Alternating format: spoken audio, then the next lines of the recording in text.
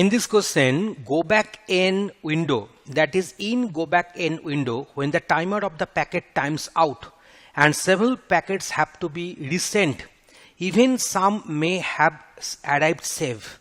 And whereas in selective repeat window tries to send, we're having one blank space is there, 4 options are there: packet that have not lost, packet that have lost or corrupted, packet from starting, and all the packets. So this is the question and we're having 4 options are there. We know that in case of go back n window protocol, what happens?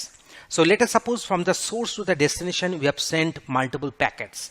Say we have sent 5 packets, packet number 1, 2, 3, 4, 5.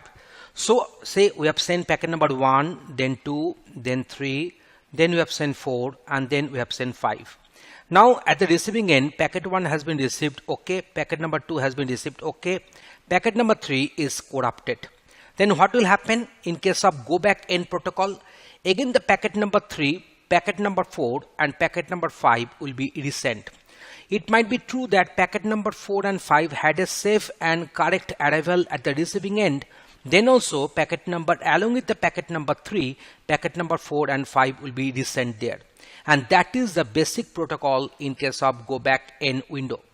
So on the other hand, if you go for selective repeat window protocol, so here we are having say packet number 1, 2, 3, 4 and 5 has been sent, and packet number 1 has been received correctly, packet number 2 has been received correctly, packet number 3 has not been received correctly.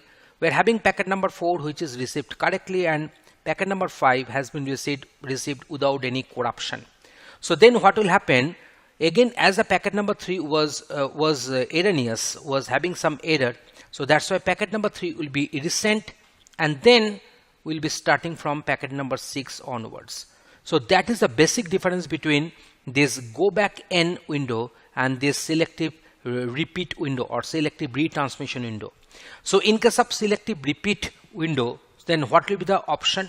The option will be that the packet that have lost or corrupted will be retransmitted. So only those packets which have got lost and corrupted will be retransmitted. Those packets will not be retransmitted which have not been lost. Packets from the starting will not be transmitted. All the packets will not be transmitted. Only the packet that have got lost and corrupted will be retransmitted. And so I shall be going for option number B against this question.